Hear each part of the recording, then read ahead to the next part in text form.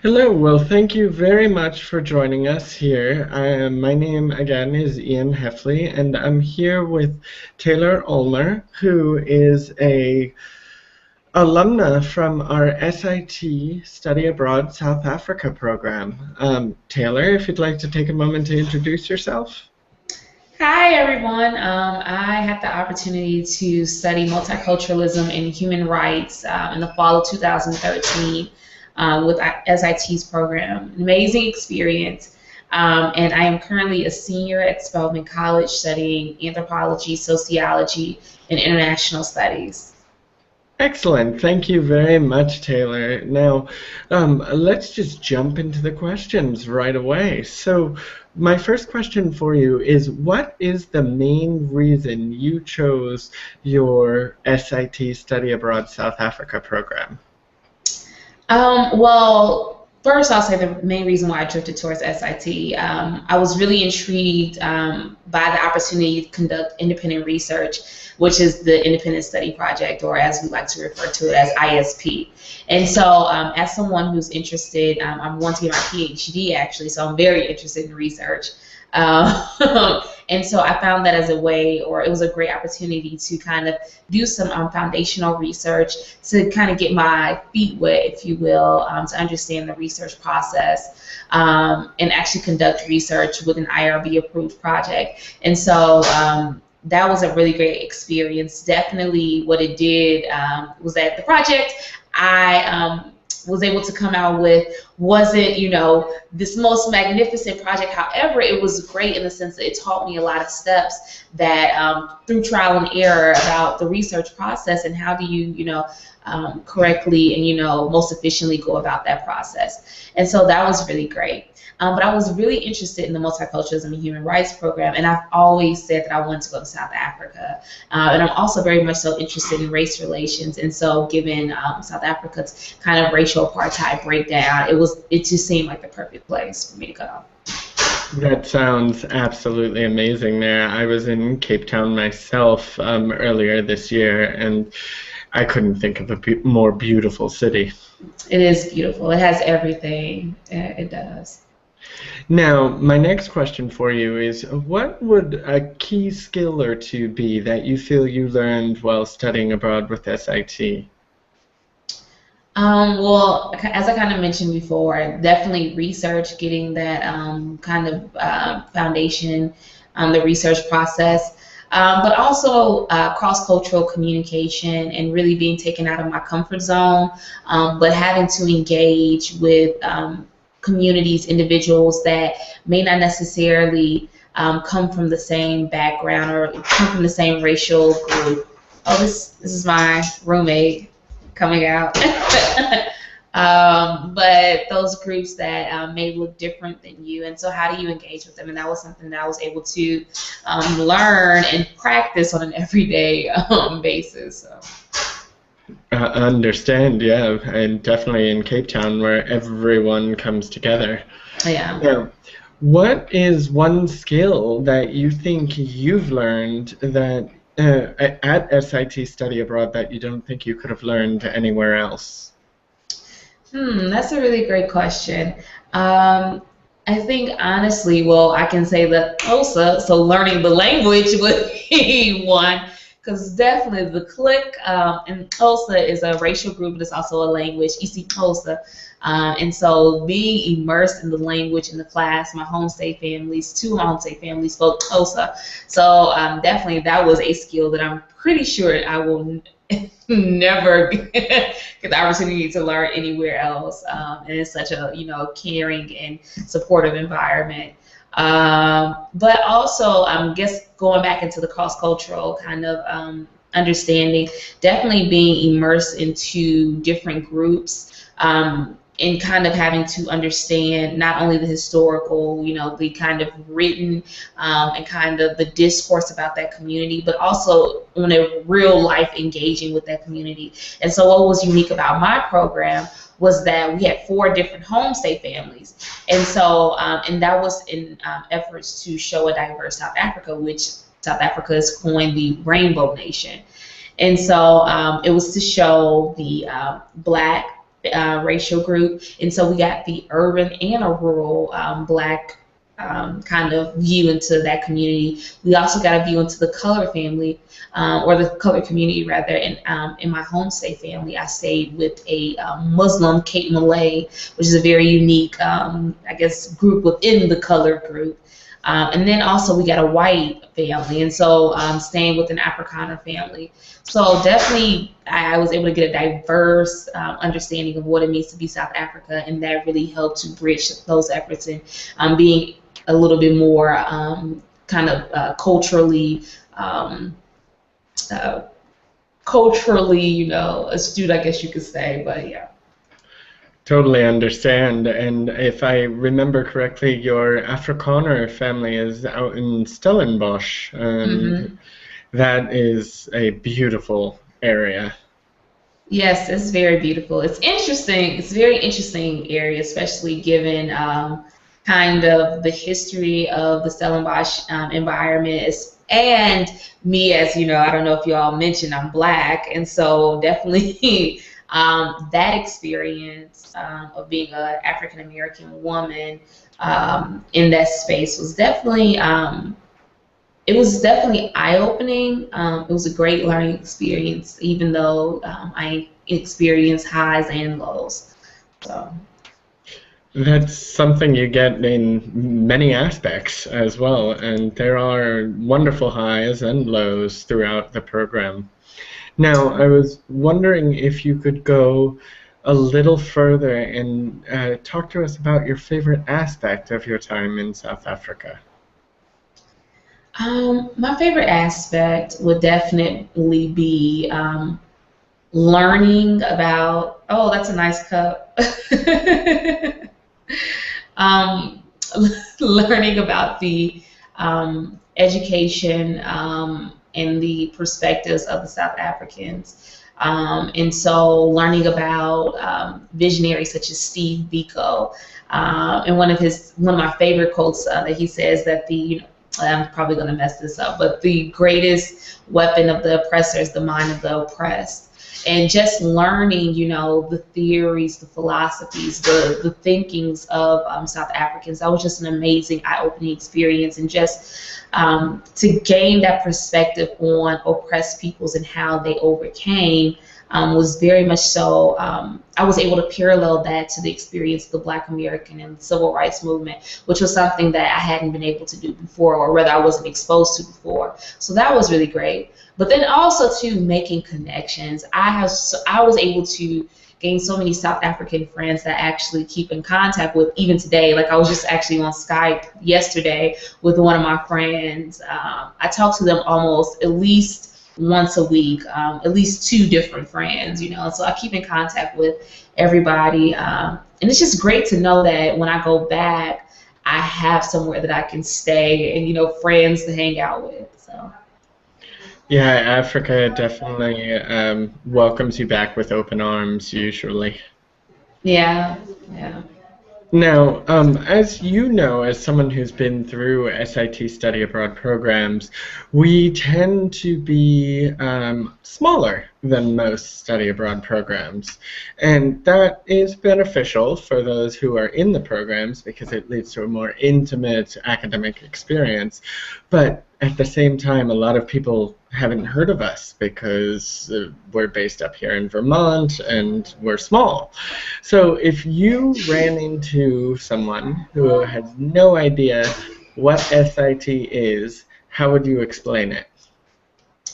Oh, well, SIT is a phenomenal program that really prides itself on experiential learning. And so what is experiential learning? I'm sure that will be the next question, but that is the opportunity to learn through experiences, simple enough. But what it really does is it illuminates the pages, the words on the pages and the words on the textbooks, and puts it in 3D form. So you are able to see and experience, taste, feel, smell, hear, see firsthand these historical encounters or the spaces in which these historical events or, groups of people, communities live. And so it's a very a very exciting experience. Every day is something different. Every day is something new. And it's so much different than how the traditional American classroom is structured, in the sense that you sit in these four walls and you learn from books, which is a great, experience. But it takes that four-room classroom, or four-wall classroom rather, and puts it into these 3D spaces where you're able to explore and gain, first-hand encounters. And so it's really unique. And honestly, because you experience, you have these experiential encounters, you're able to retain, at least for me, I was able to retain the information a lot better, because I was able to say, oh, I remember, going to Nelson Mandela Museum, or the Apartheid Museum, and I remember seeing that for myself, instead of just saying, well, yes, on page 29, so it's definitely a lot easier to retain that information, I love that comparison there. That was awesome. Thank you. Now, my last question for you today is, have you had the opportunity to pursue there at Spelman further studies or continuing education, or do you plan to pursue continuing studies in regards to the topics or the location of your study abroad program? Yeah, so after I finished in fall 2013, I was able to kind of go back through my data that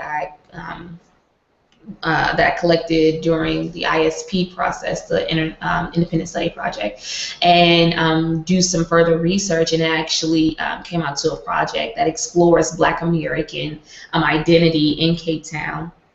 And I was able to present that research at Harvard University's Ivy Plus Symposium. And then from there, I was able to, it kind of, I can say trampoline, I'm making up words now, but it kind of propelled or catalyzed my interest in exploring kind of Black identity as they travel, and Black American identity specifically. And so that has turned into the opportunity. I did research. I worked as a research assistant this past summer at Harvard University, and it was focusing on that research as well. And I'm currently working on my senior thesis, which focuses on a little bit different, but it has the same foundation in the sense of I'm working on how does identity impact Black American volunteer tourists. And so the research that I did in South Africa and kind of the experiences that I had in South Africa definitely informed my research. Also, I was really intrigued by the way that American media and culture permeated the South African borders. And someone said something that was so profound. They said that America's biggest import was its culture. And that really resonated with me, and especially interacting with my home state families and different individuals, learning that there was so much exposure to what Americanness was. But something that disturbed me was that the images that they received of Black Americans weren't very heterogeneous. They were very homogenous, and they were all based on stereotypes. And so people constantly came to me asking me different stereotype-based questions, and it was funny at first, but it definitely presented that there was a problem in understanding the different cultures. And when I came back to the United States, speaking with different Black Americans, they had no idea, and just Americans in period didn't understand or didn't know what it meant to be colored. They didn't even know that that was a group. In fact, many people thought that it was an offensive term given kind of America's history with racial identifiers. So colored, I'm thinking they're bringing us back to the Jim Crow days. But anyways, so in efforts to kind of bridge this gap, I actually just wrote, so we're going to have our fingers crossed, but I just wrote a grant proposal for funds from the Laura W. Bush UNESCO grant to host this cross-cultural exchange, in which I partnered with an organization called the Institute in Justice and Reconciliation in Cape Town, which is a relationship I formed while I was there when I volunteered. But to hold these cross-cultural dialogues between youth in South Africa, colored youth specifically, and Black American youth, college-aged, and to do these dialogues about race, about community activism, political activism. And then to the last 2 weeks of the conversation, go to South Africa and actually have face-to-face encounters and interactions, so that both groups can really better understand and hopefully use that information as a step stool to kind of better understanding and informing their respective communities about the different groups. So we'll see how that works. So yeah, a lot came from SIT. A lot came. It sounds like it, and you'll definitely have to let us know if you receive that grant, okay? Yes, definitely. We'll keep our fingers crossed for you, definitely. Thank you. Now, we've reached the end of the prepared questions that I have, but I always like to end these little interviews with asking if you have any other parting words of wisdom or pearls of wisdom that you wish you knew or before you applied, or that you think would be important for a student who will be applying to study abroad. I guess that, well, to come in with an open mind. This experience is about taking you out of your comfort zone. And it doesn't mean comfort zone in the sense of, be expected to be, eating, the most craziest things and, swimming with the sharks. No, that's not what I mean by comfort zone. And actually, that's illegal to do with the SIT program. The little plug there. But anyways, but